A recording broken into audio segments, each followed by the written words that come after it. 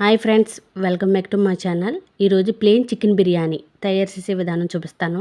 బాస్మతి బియ్యం 1/2 కేజీ తీసుకున్నాను. శుభ్రంగా వాష్ చేసుకుని అరగంట సేపు నానబెట్టుకున్నాను. తర్వాత పెనం పెట్టి నూనె వేసుకుని నెయ్యి కూడా వేసుకోవాలి, టేస్ట్ బాగుంటుంది. తర్వాత అందులోనే మరాఠీ మొగ్గ, చెక్క, అంటే బిర్యానీ మసాలాలన్నీ వేసుకోవచ్చు. తర్వాత బిర్యానీ ఆకు వేసుకుని యాలకులు వేసుకుని వేయించుకోవాలి.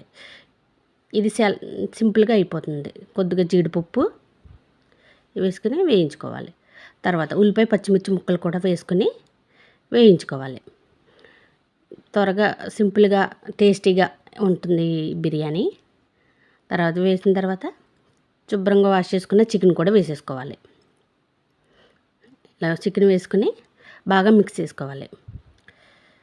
చేసుకుని టేస్ట్ బాగుంటుంది. ఒకసారి ఎవరైనా ఎలా ట్రై చేసి ఎలాగుందో కామెంట్ పెట్టండి. తర్వాత టమాటా ముక్కలు వేసుకుని వేయించుకోవాలి. వేసుకుని ఇలా మగ్గిన తర్వాత కొంచెం పసుపు వేసుకుని బాగా మిక్స్ చేసుకోవాలి. అలా 1 by 1 వేసుకోవాలి. అల్లం వెల్లుల్లి పేస్టు వేసుకుని బాగా మిక్స్ చేసుకోవాలి.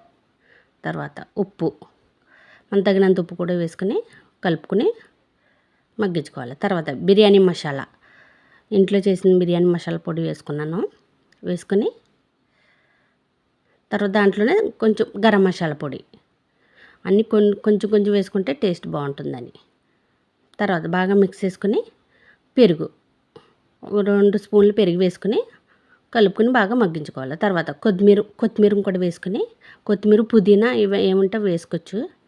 కొత్తిమీర ఒకటి ఉందని వేసుకున్నాను. బాగా మిక్స్ చేసుకుని తర్వాత నానబెట్టిన బియ్యం కూడా వేసుకుని ఒకసారి ఈజీగా ఉంటుంది. ఒకసారి మీరు కూడా ట్రై చేయండి ఫ్రెండ్స్. ఇలా బాగా మిక్స్ చేసుకోవాలి. చేసుకుని ఒక కప్పుకి 1.5 కప్పున్నర పడుతుంది వాటరు. బాస్మతి రైస్ కదా, తక్కువే పడుతుంది. బాగా మిక్స్ చేసుకుని ఉప్పు చెక్ చేసుకుని ఈ టైంలో వేసుకోవాలి. పైన కొంచెం నెయ్యి వేసుకొని